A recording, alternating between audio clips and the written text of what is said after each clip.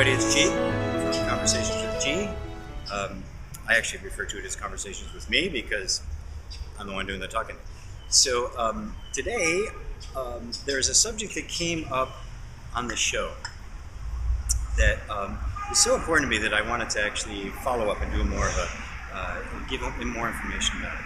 And it's the subject of negative and positive energies.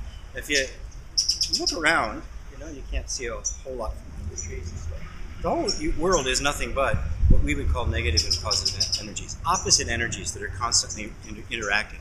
We got gravity holding everything down, so I could stand here and talk and nothing floats off. At the same time, we've got these incredible trees and this physical structure of the skeleton pushing upwards. It's the interaction of these two energies that makes it so powerful. It's what makes life possible. And by classifying them as negative or positive, we really miss the boat. It's like day is positive and night is negative. I mean, it doesn't make any real sense when you look at it. And when we take that in energetically or emotionally, it wreaks havoc on our lives because we think we're in the business of getting rid of negative energy and fanning the flame of the positive energies so that we can have a better life.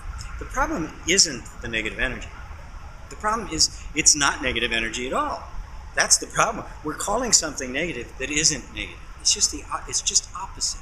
It's just the ebb and flow of life. So what you think of as negative energy is simply energy that you are not allowed to have access to. Understand that?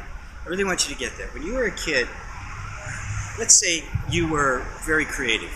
All children are creative, actually. I mean, watch them play. The stuff just comes and comes and comes. But let's say you grew up in a household that was very perfunctory. Maybe working class people, and they just worked hard for a living. And maybe your parents were a bit dull. They weren't creative at all, right? That actually was my case. Everything I said went right by them. They didn't get anything. So that sense of creativity, every time you express it, if it gets diminished or shut down, or even put to shame, right? Don't do that. Don't sing like that. Don't dance in public. Don't do that stuff. Then your natural self-expression of creativity is going to have a damper put on it. It's going to be an energy that is very natural to you, one that you want to express, but you're not going to have access to it because you have decided at a very young age it's dangerous. And you know what? It really was dangerous. We didn't make it up, We don't make any of this stuff up. So expressing your creativity in that environment becoming dangerous, you put a damper on it. You suppress that energy. You don't let it come out. You find ways of keeping it from coming out so you don't get met with the shame or the diminishment or whatever it is you got met with, right? Now, what that means then is that creative energy becomes inaccessible to you. It gets shut off so well that you might not even think you're creative. Everybody is creative. I mean, if you're listening to this and you think, well, I'm not really creative, you're wrong. You are. Look at any child. Your creativity has been shut down.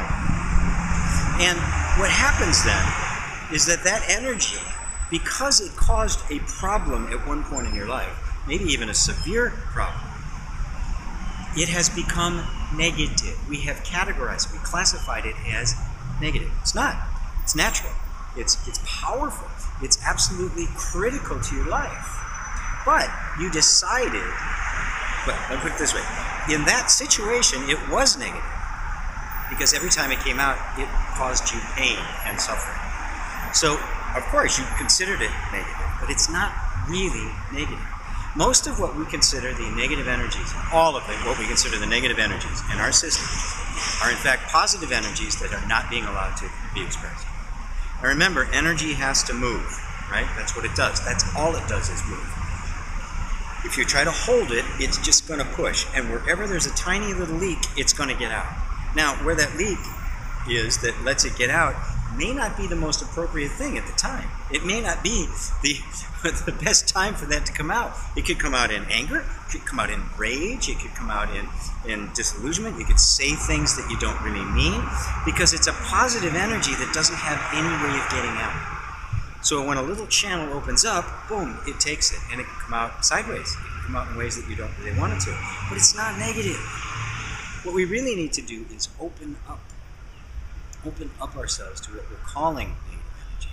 Because that very energy that we're calling negative is actually a natural power. It's a natural gift.